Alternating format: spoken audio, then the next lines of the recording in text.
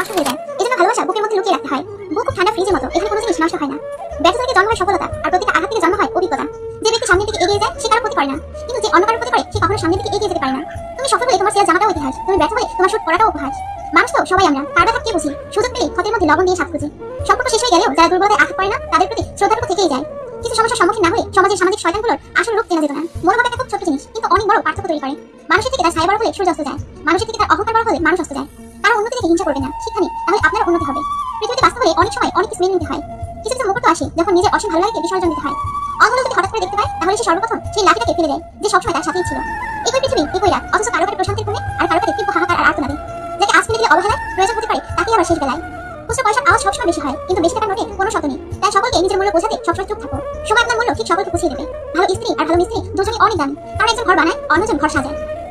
কোনো মৃত ব্যক্তিকে কবরে নিয়ে যাওয়ার সময় ভেবো না তুমি তাকে তার অন্তিম ঠিকানায় নিয়ে যাচ্ছ, বরং ওই মৃত ব্যক্তি তোমাকে তোমার অন্তিম ঠিকানা দেখাতে নিয়ে যাচ্ছে।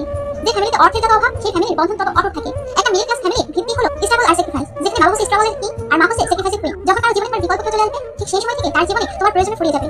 সে হোক বেস্ট ফ্রেন্ড, কাছের মানুষ কিংবা ভালোবাসার মানুষ, এটাই বাস্তবতা। স্বার্থপর মানুষেরা পৃথিবীতে সবচেয়ে বেশি সুখী, আর নিঃস্বার্থ মানুষেরা সবথেকে বেশি দুঃখী। কিছু একাকিত্বের কোনো নাম হয় না, পাশে সবাই আছে, অথচ নিজের মধ্যে যেন কেউ নেই। এই অনুভূতি কাউকে বলা যায় না, কাউকে বোঝানো যায় না। শুনছো কেউ? এই শহরের মানুষ মানুষের স্বপ্ন ভেঙে দিয়ে বলে ভালো থেকো। এই শহরের মানুষ মানুষের ঘুম কেড়ে নিয়ে বলে ঘুমিয়ে পড়ো। শিকড় যদি গভীর হয় বাতাসে তবে কিসের ভয়? যার কাছে তার শান্তি মেলে তার কাছে তার ঠাই নিল। অহংকার ব্যক্তি কখনো বুঝতে পারে না যে আসলে সে একজন মূর্খ। শুধু রাখতে জানি হবে না প্রিয়, যাকে রাখতে চাও তাকেও থাকতে জানতে হবে। বুদ্ধিমানেরা কোনো কিছু প্রথমে অন্তর দিয়ে অনুভব করে, তারপর সে সম্বন্ধে মন্তব্য করে। নির্বোধেরা প্রথমে মন্তব্য করে বসে এবং পরে চিন্তা করে। মেয়েরা জীবনে দুটো জিনিস চায়, একটি হলো সম্মান আর একটি হলো মনের মতো জীবন সঙ্গী। পরে স্ত্রী আর পর পুরুষ কখনো আপন হয় না, এগুলো হলো মরিচিকা। এসবের পিছনে ছুটে নিজের পরিবার ও নিজের জীবন ধ্বংসস্তূপে পরিণত হয়। একজন মানুষ অন্য একজন মানুষের নামে তোমার কাছে কিছু বললো তাতে কান দিও না। সবকিছু নিজের হাতে যাচাই করে তারপর সে কথায় কান দিও, তার আগে না। তুমি তোমার ভবিষ্যৎ পাল্টাতে পারবে না, কিন্তু তুমি চাইলে তোমার অভ্যাস পাল্টাতে পারো এবং নিশ্চিতভাবে তোমার অভ্যাস ভবিষ্যৎ পাল্টে দেবে। সম্পর্কে ভুল বোঝাবুঝি থাকবে, ভুল ভুলে সরিয়ে দেওয়াটাই ভালোবাসা, কিন্তু সেই ভুলকে অজুহাত দেখিয়ে দূরে সরে যাওয়াটা কোনো ভালোবাসা নয়, বরং সেটা প্রতারণা। যদি অনুভব করো কেউ তোমায় এড়িয়ে চলছে তাকে আর বিরক্ত করো না।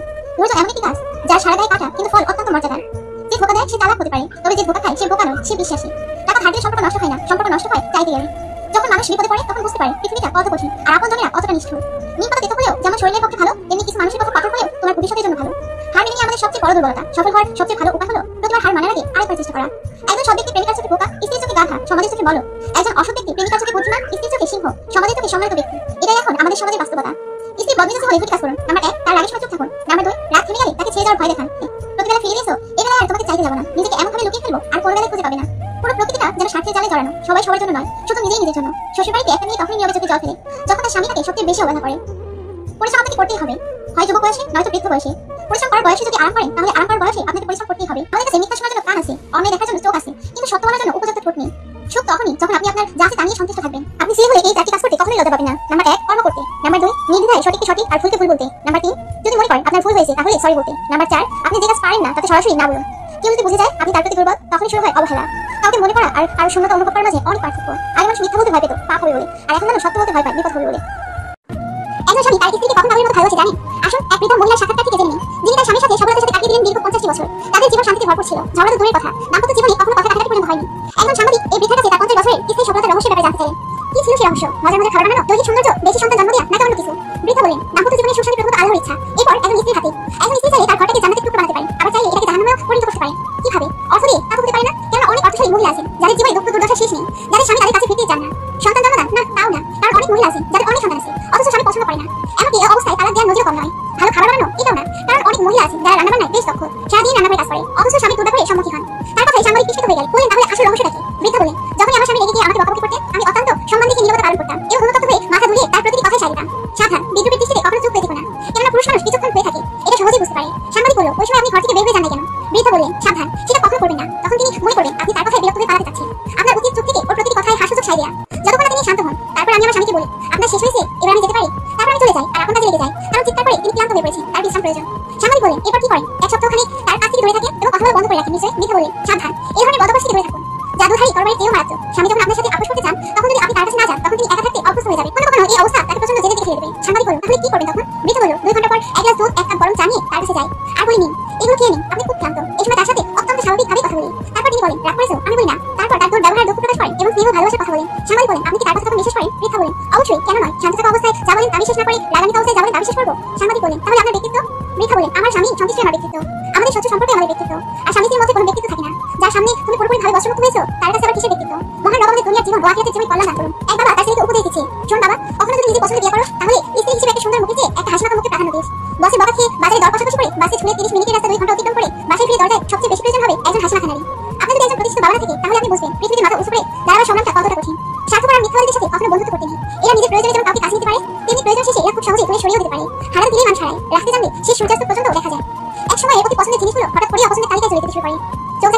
অপরিয়োগ সুন্দর। যে সত্যি ভালোবাসে সে ঝগড়া করে, অভিমান করে, কিন্তু কখনো আপনাকে ছেড়ে যায় না। সাগরে অনেক ঢেউ আছে, কিন্তু সব ঢেউ কিনারে আসতে পারে না। ঠিক তেমনি জীবনে অনেক বন্ধু থাকতে পারে, কিন্তু সব বন্ধু মনের মতো হতে পারে না। নিজের কষ্টের কথা কাউকে বলার চাইতে একাকিত্বের সাথে নিজেকে মানিয়ে নেওয়াটাই অনেক ভালো। হিউম্যান সাইকোলজি বলে, যদি কোনো মানুষ খুব বেশি হাসে, এমনকি সামান্য কোনো কারণেও হাসি চেপে রাখতে পারে না, তবে সে নিজেকে সবসময় খুব একা ফিল করে। যদি কোনো মানুষ খুব সামান্য ব্যাপারে কেঁদে ফেলে, তবে সে খুব নরম মনের মানুষ। যেতে হলে প্রথম বাড়ি চলে যান, বারবার ফিরে আসার নাম করে কেন শুধু আমাকে কাঁদাও? একবার হেরে গেছেন মানে এটা নয় যে আপনি ব্যর্থ। একবার হেরে যাওয়াটা আপনার দ্বিতীয়বার জেতার নেশাকে দ্বিগুণ করার জন্য। সুখ কেবল আনন্দ দেয়, কিন্তু দুঃখ কষ্টের পাশাপাশি শিক্ষা দেয়, আপন পর চেনায়, কষ্ট হতে শেখায়, সাহস যোগায়। যারা অপেক্ষা ও উপেক্ষা সইতে জানে না, প্রেম, রাজনীতি এবং যুদ্ধ তাদের জন্য নয়। পার্থেনিয়াম গাছের পাতা খুবই সুন্দর, কিন্তু গাছটি বিষাক্ত। শুধু মুখে সৌন্দর্য দিয়ে কি হবে যদি মনের মাধুর্য না থাকে? তোকে ভালোবাসি তা বলার হয়তো হাজারটা উপায় আছে, কিন্তু তোকে কতটা ভালোবাসি তা বোঝানোর কোনো উপায় নেই। যার মনের মধ্যে অন্ধকার থাকে সে কখনো আলো নিয়ে খেলতে পারে না। কি অদ্ভুত তাই না? এত ভালোবেসেও তোমাকে আমি পাবো না, অথচ কেউ একজন সাধারণ ছাড়াই তোমাকে পেয়ে যাবে। শান্তি চাইলে যে 5টি কথা কখনো কাউকে বলবেন না। নাম্বার 1, স্বামী এবং স্ত্রীর গোপন কথা। নাম্বার 2, আপনার খারাপ কাজের কথা। নাম্বার 3, উপার্জনের কথা। নাম্বার 4, পরিকল্পনার কথা। নাম্বার 5, আপনি যদি জ্ঞানী হন তাহলে তা বলে বেড়ানো। দুটি কথা জীবনে অবশ্যই মনে রাখবে। তোমার চিন্তা ভাবনার উপর খেয়াল রাখবে যখন তুমি একা থাকো। তুমি কি বলছো তার উপর খেয়াল রাখবে যখন তুমি মানুষের সাথে থাকো। আপন যখন পর হয় তখন তাকে সম্পূর্ণ ত্যাগ করা ছাড়া অন্য কোনো গতি থাকে না। শেক্সপিয়ার বলেছেন, আমার যখন জুতো ছিল না বলে আমি খুব কেঁদেছিলাম, কিন্তু আমি যখন দেখলাম একজনের দুটো পাইনি তখন বুঝলাম আমি কতটা ভাগ্যবান। পাখির ডানা ভেঙে গেলে যেমন তার বেঁচে থাকাটা অনেক কষ্ট হয়ে যায়, তেমনি মানুষেরও মন ভেঙে গেলে তার বেঁচে থাকার ইচ্ছেটাও হারিয়ে যায়।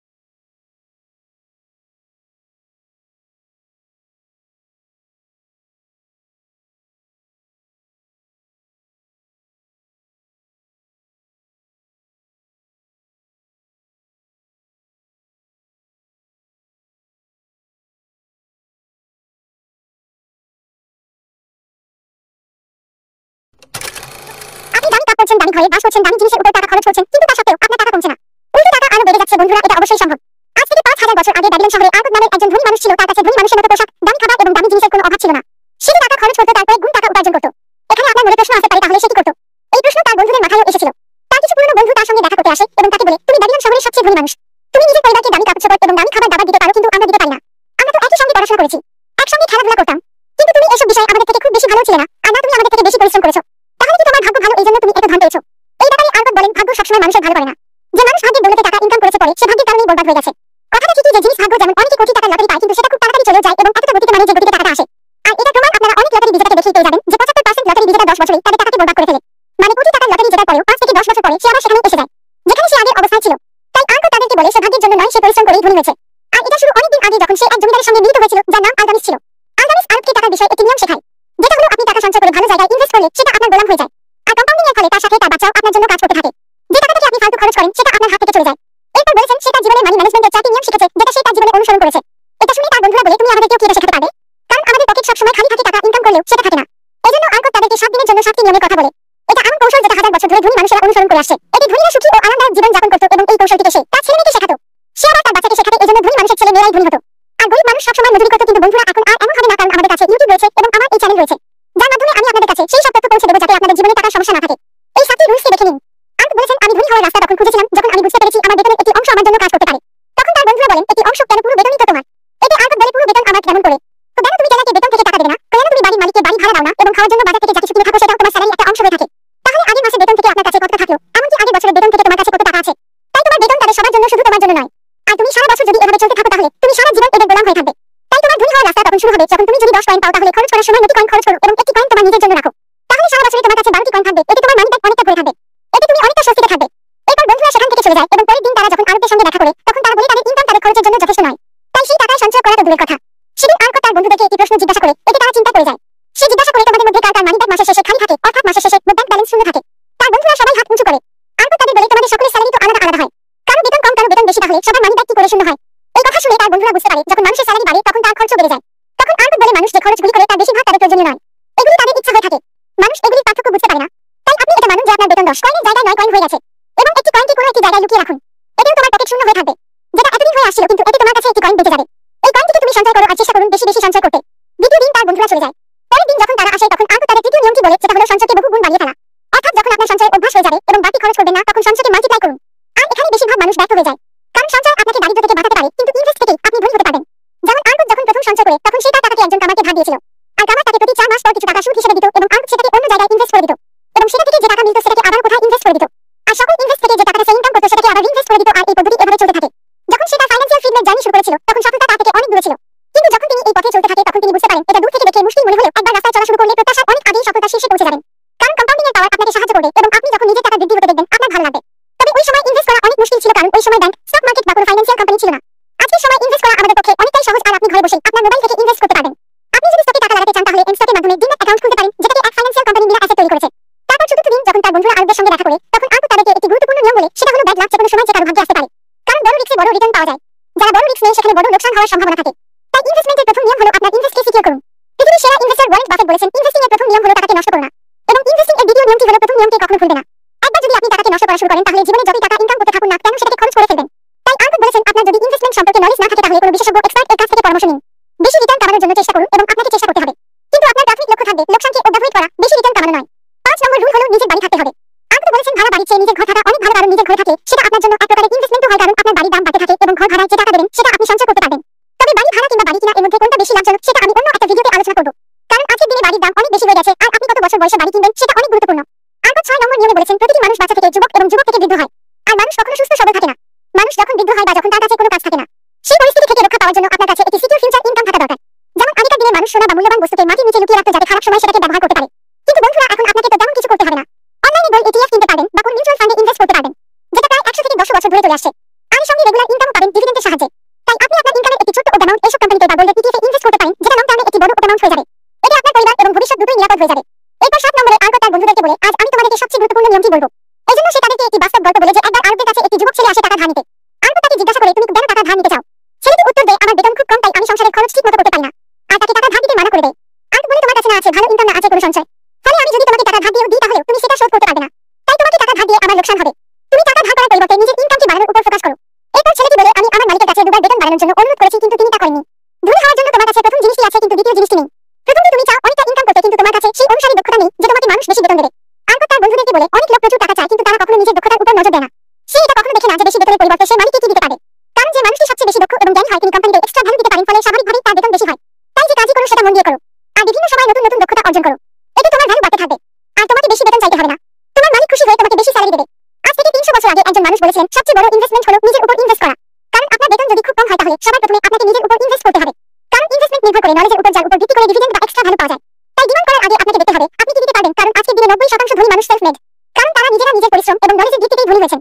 এসব লোক বেশি ভ্যালু দিয়ে ধনী হয়েছেন, তারা বেশি ডিমান্ড করে ধনী হননি। তাই ভ্যালু অ্যাড করতে নিজের নলেজকে বাড়ান, যাতে এক ডিমান্ড মাইন্ডসেট, এক ভিত্তিক মাইন্ডসেট বা এক পোর মাইন্ডসেট থেকে বের হওয়া যায়। বন্ধুরা, আজকের ভিডিওতে এটুকুই। আশা করব আপনারা কিছু না কিছু শিখতে পেরেছেন। চ্যানেলটিকে সাবস্ক্রাইব করে রাখবেন, কারণ আমি আপনাদের জন্য এরকম ভ্যালুয়েবল ভিডিও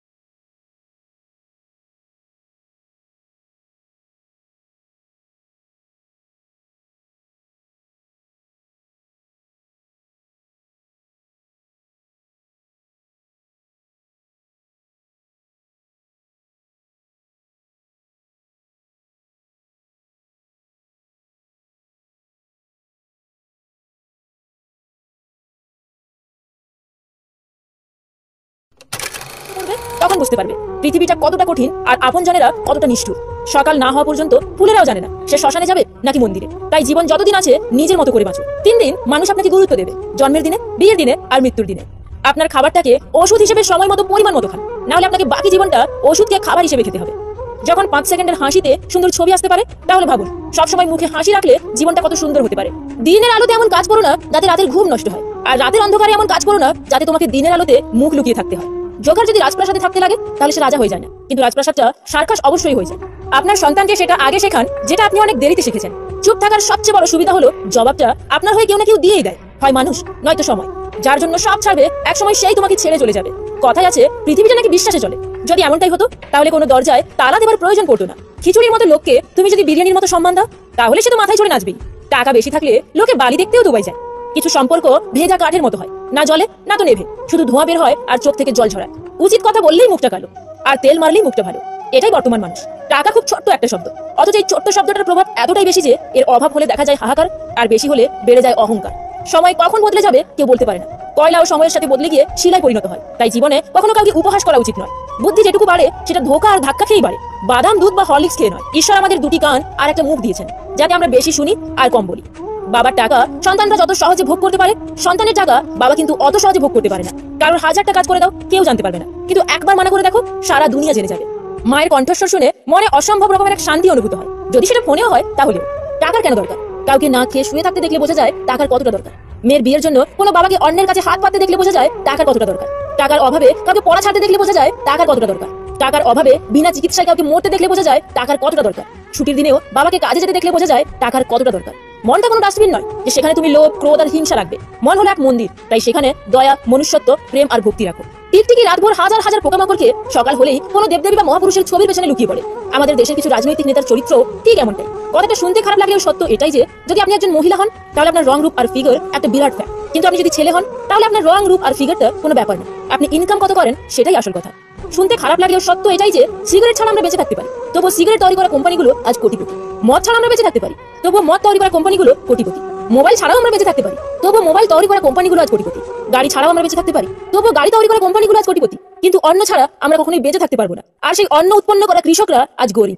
জীবনে চাহিদা থাকা ভালো, কিন্তু সেটা শারীরিক বা অতিরিক্ত অর্থের নয়। চাহিদাটা হোক ভালোবাসা পাওয়ার, ভালোবাসা দেওয়ার, সম্মান পাওয়ার, সম্মান দেওয়ার, নিজেকে খুশি রাখার আর অপরকেও খুশিতে থাকার। যখন আবেগগুলো প্রকাশ করে দেবেন ঠিক তখন থেকেই অবহেলা শুরু হবে। পরিবর্তনের সাথে পরিবর্তিত হওয়াটা সহজ ব্যাপার নয়। তাই তো আবহাওয়া বদলে গেলে শরীর খারাপ হয়, আর মানুষ বদলে গেলে মন খারাপ হয়।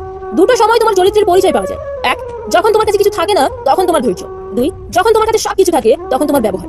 সব থেকে সুন্দর সম্পর্ক হলো 2টি চোখের, একসাথে খোলে আর একসাথে বন্ধ হয়, একসাথে কাঁদে আবার একসাথে ঘুমায়, তাও আবার সারা জীবন একে অপরকে না দেখে। ঘুমন্ত অবস্থায় তৈরি হওয়া কোনো স্বপ্ন যদি ভেঙে যায় তাহলে তেমন কিছুই হয় না, কিন্তু মানুষ জেগে থেকে যে স্বপ্ন সাজায় তা ভেঙে গেলে জীবনটাই নষ্ট হয়ে যায়। যে টাকা ধার নেয় তাকে একবার চাইতে হয়, আর যে টাকা ধার দেয় তাকে অনেকবার চাইতে হয়। সময় কোনো কিছুর অপেক্ষায় থাকে না, অপেক্ষায় থাকে মানুষের দীর্ঘশ্বাস, যার হাত থেকে রক্ষা পাওয়া অসম্ভব বললেই চলে। তুমি কতটা শিক্ষিত তা তোমার ডিগ্রি দেখে নয়, তোমার ব্যবহার দেখেই বোঝা যায়। তুমি কতটা সুখী তা তোমার হাসি দেখে নয়, নীরবতা দেখেই বোঝা যায়। তুমি কাউকে কতটা ভালোবাসো তা তোমার উপহার দেখে নয়, তার প্রতি তোমার আচরণ দেখেই বোঝা যায়। একটা মেয়ে অনেক বেশি সময় নেয় একটা ছেলেকে ভালোবাসতে, কিন্তু সামান্য কিছু সময় নেয় তাকে ঘৃণা করতে। একটা ছেলে সামান্য কিছু সেকেন্ড সময় নেয় একটা মেয়েকে ভালোবাসতে, কিন্তু অনেক বেশি সময় নেয় তাকে ঘৃণা করতে। নরম কাদা একবার পড়ে যদি ইট হয়ে যায় তারপর যতই জল ঢালা হোক না কেন তার গলে যায় না, বরং শক্তিশালী হয়। মানুষের মনও একই রকম, একবার কষ্ট পেলে এরপর শত আবেগেও আর কোনো পরিবর্তন হয় না। লেবু বেশি চিপলে যেমন তেতো হয়ে যায়, তেমনি কাউকে বেশি ভালোবাসলে তার অহংকার বেড়ে যায়। তাই কাউকে তার চাহিদার চেয়ে বেশি ভালোবাসা উচিত নয়। কি অদ্ভুত না? ভাগ্য সাথী নয় তবুও মুখ ফিরিয়ে নেয়, বুদ্ধি লোহা নয় তবুও জং লেগে যায়, আত্মসম্মান শরীর নয় তবুও আঘাত লাগে, মানুষ আবহাওয়া নয় তবুও বদলে যায়। মানুষকে আপন ভেবে কি লাভ? কাউকে হাসালে ভাবে জোকার, কাঁদালে ভাবে নিষ্ঠুর, ঘনিষ্ঠ হলে ভাবে খারাপ মতলব, হারিয়ে গেলে ভাবে বেইমান। হারিয়ে যাওয়া সূর্যকে ফিরে পেতে 12 ঘন্টা লাগে, কিন্তু বিশ্বাস একবার হারিয়ে গেলে তার সারা জীবনে ফিরে আসে না। কখনো ভেঙে পড়ো না, পৃথিবীর যা কিছু হারিয়ে যায় অন্য কোনো রূপে সেটা আবার ঠিকই ফিরে আসে জীবনে। মোবাইল আমাদের 3টি জিনিস শেখায়। 1, যা ভালো তা সেভ করো। 2, যা সকলকে খুশি করবে এবং সকলের ভালো লাগবে তা সকলকে ফরওয়ার্ড করো। 3, যেটা কারোর ভালো লাগবে না সেটা ডিলিট করে দাও। এই 3টা জিনিস আমরা যদি আমাদের জীবনে যোজনা করি তাহলে সুখ নিশ্চিত।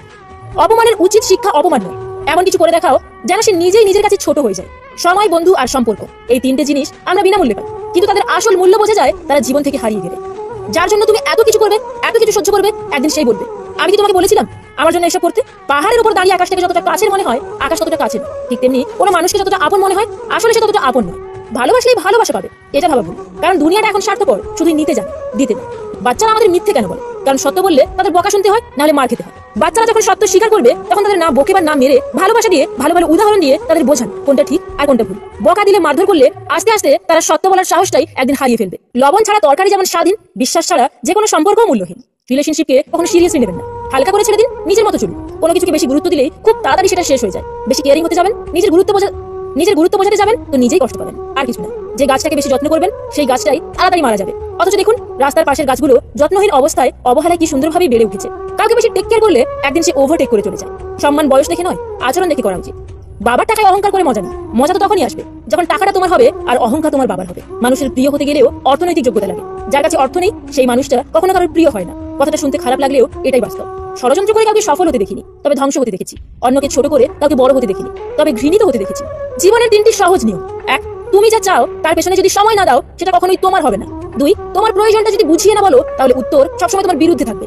3, সময়ের সাথে যদি নিজের যোগ্যতা না বাড়াও তুমি সবসময় একই জায়গায় আটকে থাকবে। অহংকার করো না, পতন হবে।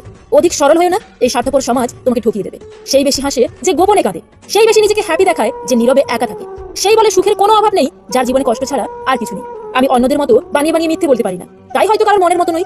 যারা মুখের উপর জবাব দেয়, সঠিক কথা বলে, তারাই সমাজে বাজি হয়ে যায়। যে পণ চায় তাকে ভিক্ষা দিন, মেয়ে নয়। 3টি জিনিস মানুষকে বিভ্রান্তি ফেলে দেয়: মন, মাথা আর ভাগ্য। মন কিছু চায়, মাথা সেটাকে পাওয়ার জন্য রাস্তা খোঁজে, অবশেষে সেটাই হয় যেটা ভাগ্যে থাকে। প্রিয় মানুষটাকে যদি নিজের বলে দাবি করতেই না পারো তাহলে তুমি তাকে ভালোবাসতেই পারো না। একজন মা পারেন 5 জন সন্তানকে একসাথে মানুষ করতে, কিন্তু সেই 5 জন মিলেও পারে না একজন মায়ের সঠিকভাবে খেয়াল রাখতে। জোর করে শরীর ছোঁয়া যায়, মন নয়। মানুষের 20 বছর বয়স পর্যন্ত চলে ইচ্ছার রাজত্ব, 30 বছর বয়স পর্যন্ত চলে বুদ্ধির রাজত্ব। তাদের থেকে দূরে থাকো যারা তোমাকে ছোট করে, যারা তোমাকে মিথ্যে বলে, যারা তোমাকে ব্যবহার করে, যারা তোমাকে অসম্মান করে। চামড়া কালো হোক বা সাদা, চরিত্রটাই বড় কথা। এবং 40 বছর বয়স থেকে চলে বিচার আর বিবেচনার রাজত্ব। তো বন্ধুরা, ভিডিওটা ভালো লেগে থাকলে প্লিজ একটা লাইক করে দিও, আর এটা সবার সঙ্গে শেয়ার করে দিও। Wish you all the best.